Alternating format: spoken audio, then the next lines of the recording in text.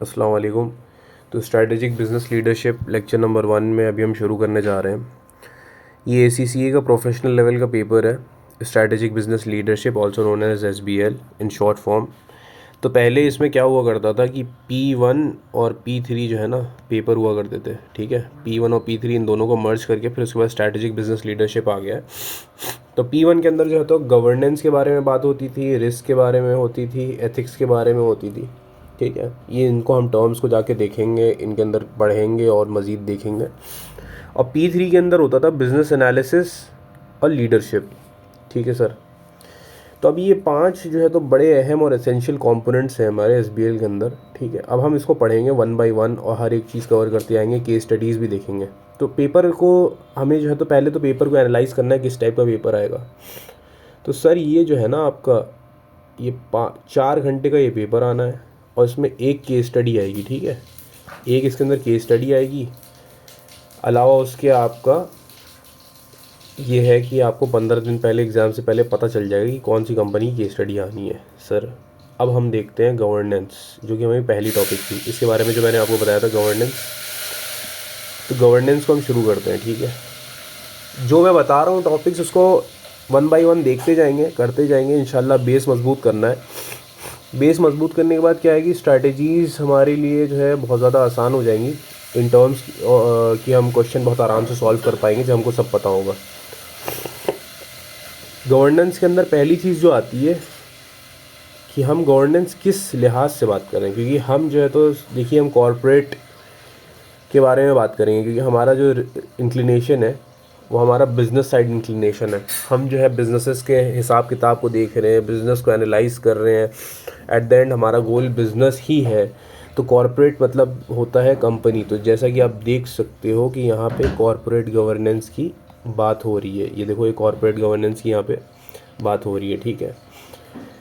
सबसे पहली चीज़ हमें ये जानना है कि कॉरपोरेट गवर्नेंस होता क्या है।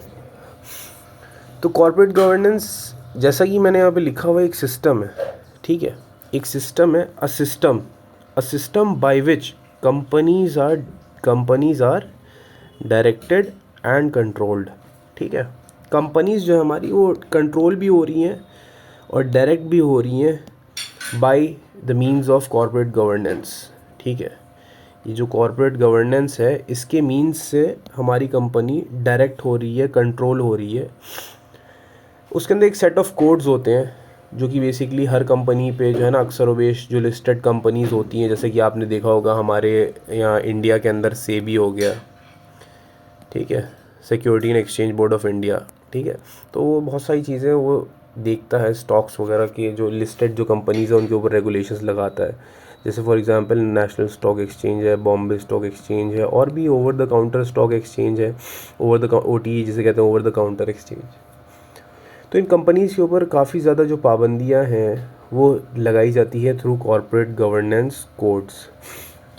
अब ये कोड्स क्या होते हैं, ये बेसिकली कुछ रूल्स होते हैं जो कि कंपनीज़ को जो है ना फॉलो करने पड़ते हैं, ख़ास तौर से लिस्टेड कंपनी जो कि जो है लिस्टेड हुई हुई है। तो ये देखिए यहाँ डेफिनेशन लिखा हुआ है, corporate governance is a system by which companies are directed and controlled, ठीक है। कंपनीज़ क्या हो रही हैं, कंट्रोल हो रही हैं। कुछ रूल्स हैं जिससे कंट्रोल हो रहे हैं। फॉर एग्जांपल आपके घर में आपके वालिद साहब ने आपके ऊपर रूल लगाया हुआ है कि बेटा रात को 8 बजे से पहले घर के अंदर रहना है। तो ये क्या है, आपके घर के गवर्नेंस के रूल हो गए। अब कॉरपोरेट के गवर्नेंस के रूल कुछ अलग होंगे कि कंपनीज़ को क्या करना है और ये क्यों लगाते हैं। सबसे बड़ी बात ये है कॉरपोरेट गवर्नेंस हम क्यों लगा रहे हैं। कॉरपोरेट गवर्नेंस लगाने का मकसद यही है कि चीज़ों को अंडर कंट्रोल रखा जाए, जो भी उसमें इन्वेस्टर्स हैं उनके इंटरेस्ट को बचाया जाए, जो भी स्टेक होल्डर्स हैं उनके इंटरेस्ट को बचाया जाए, ठीक है। अब मान लें कि कोई कंपनी, बहुत सारे आए दिन ऐसे ऐसी चीज़ें होती रहती हैं जिसकी वजह से फिर क्या है कि इन्वेस्टर जो है उसको एश्योरेंस कैसे मिलेगा कि भाई मेरी इन्वेस्टमेंट सिक्योर है कि नहीं। तो इन कोड्स को फॉलो करती है कंपनी, ठीक है। तो ये बाकायदा रूल्स होते हैं जो कि हम आगे आने वाले उसमें स्लाइड्स में हम पढ़ेंगे उसको इंशाल्लाह। कॉरपोरेट गवर्नेंस कोड, ठीक है। अब क्योंकि हमने कॉरपोरेट गवर्नेंस देख लिया, उसका मीनिंग देख लिया कि एक सिस्टम है जिससे कि कंपनी डायरेक्ट और कंट्रोल हो रही है। अब नेक्स्ट हमारा है कॉरपोरेट गवर्नेंस कोड। तो कॉरपोरेट गवर्नेंस कोड क्या है वो भी देखते हैं लेकिन इसको फॉलो करना है हर एक कंपनी को। जैसे जो लिस्टेड कंपनी है जो कि नेशनल स्टॉक एक्सचेंज और बॉम्बे स्टॉक एक्सचेंज के अंदर लिस्टेड है, ठीक है, तो उसको ये सारे कोड्स जो है फॉलो करने हैं, ठीक है। अब ये तो हमारे इंडिया के अंदर के स्टॉक एक्सचेंज हो गए, बाहर भी बहुत सारे स्टॉक एक्सचेंज है, ठीक है, तो उनके कोड्स जो है फॉलो करना बहुत ज़रूरी है। And these codes are defined by stock exchange, ठीक है। ये जो कोड्स हैं इन्हें कौन डिफ़ाइन कर रहा है? डिफ़ाइंड बाय स्टॉक एक्सचेंज। जो स्टॉक एक्सचेंज है वो इन कोड्स को जो है डिफ़ाइन कर रहा है। These codes are defined by stock exchange. ये देखिए, ये कोड्स को कौन डिफ़ाइन कर रहा है? स्टॉक एक्सचेंज डिफ़ाइन कर रहा है। और ये क्यों कर रहा है, इन कोड्स को क्यों ला रहा है? ताकि जो मैंने बताया कि प्रोटेक्ट किया जा सके क्या, इंटरेस्ट और इन्वेस्टमेंट ऑफ शेयर होल्डर्स, ठीक है, टू प्रोटेक्ट इंटरेस्ट और investment of other stakeholders, ठीक है। तो अब यहाँ से हमें क्या समझ आ रहा है कि कॉर्पोरेट गवर्नेंस कोड्स लगाए जा रहे हैं। मेनली क्या है कि कंपनी के अंदर जो भी इन्वेस्टर्स हैं, जो भी स्टेक होल्डर्स हैं, जो भी किसी तरीके का इन्वॉल्वमेंट है कंपनी के अंदर, तो उसके इंटरेस्ट को हम बचा सकें, उसकी इन्वेस्टमेंट्स को हम बचा सकें, उसको एक एश्योरेंस मिल सके। तो जितनी भी लिस्टेड कंपनीज़ है, फॉर एग्जांपल आप ये समझ लीजिए यूएस के अंदर स्टॉक एक्सचेंज पे लिस्टेड है एप्पल, हमारे यहाँ स्टॉक एक्सचेंज पे लिस्टेड है टाटा मोटर्स, जो कि हमारे यहाँ which is under the Indian stock exchanges. Tata Motors हो गया, फिर उसके बाद लेट्स से ONGC हो गया, और HDFC बैंक हो गया, येस बैंक हो गया। तो जितने भी ये सब स्टॉक्स हैं वो सब लिस्टेड कहाँ पे होंगे? In the Indian stock exchange. और जो भी लिस्टेड है उनको फॉलो करना पड़ेगा क्या? स्टॉक एक्सचेंज के कॉर्पोरेट गवर्नेंस कोड। अगर ये कॉर्पोरेट गवर्नेंस कोड फॉलो नहीं करती है तो इसके लिए बहुत दिक्कत हो सकती है, ठीक है। तो हमने रीज़न भी पढ़ लिया कि ये क्यों रखे गए हैं, सिक्योर करने के लिए interest, defined by stock exchange. जो स्टॉक एक्सचेंज है वही डिफ़ाइन करेगा इनको। और रीज़न क्या है वो भी हमने पढ़ा, ये 2 रीज़न है, ठीक है। Protect the interest and investment of shareholder, protect interest and investment of other stakeholder. अगर इसमें कोई दिक्कत आए तो आप मुझे कमेंट कर दें नीचे, मैं इंशाल्लाह इसको क्लैरिफाई कर दूंगा।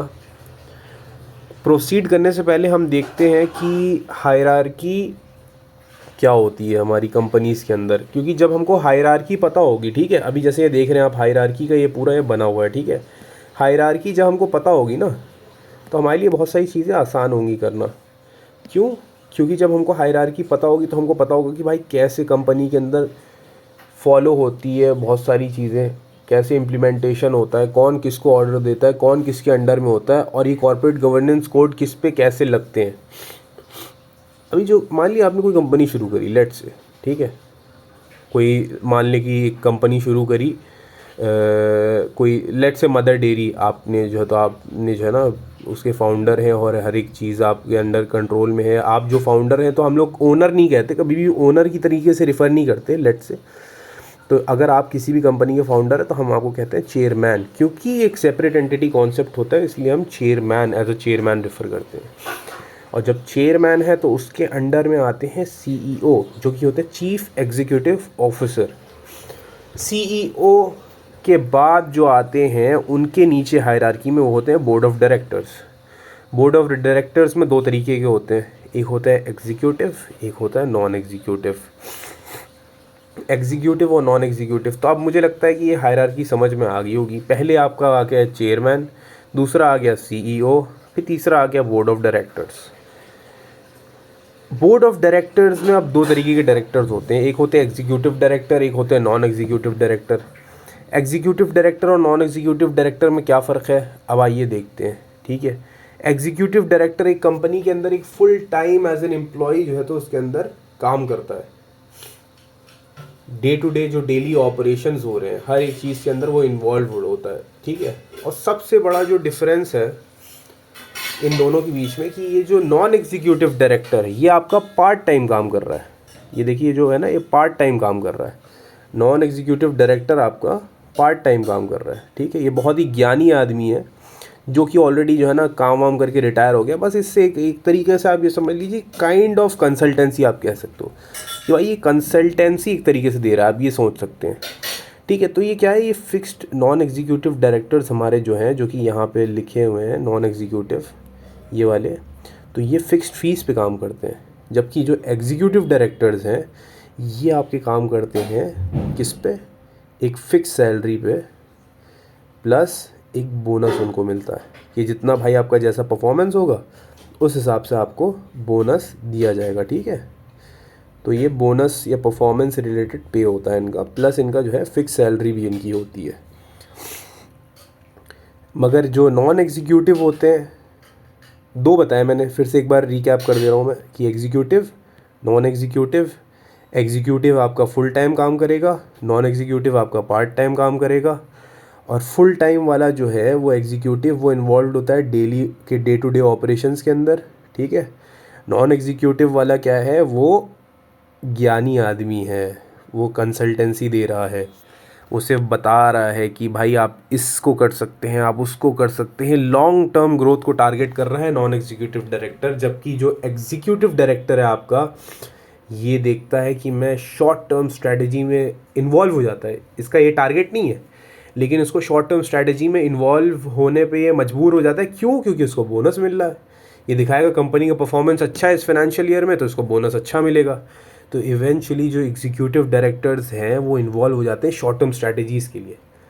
तो इसी के काउंटर में है नॉन एग्जीक्यूटिव डायरेक्टर्स। जो नॉन एग्जीक्यूटिव डायरेक्टर्स हैं वो क्या करते हैं, एक तो ये फिक्स्ड फीस पे काम कर रहे हैं और प्लस ये बहुत ज्ञानी है, तो ये क्या करते हैं, शेयर देयर नॉलेज। ये जो पॉइंट है, शेयर देयर नॉलेज, ये अपना ज्ञान देते हैं कंपनी को।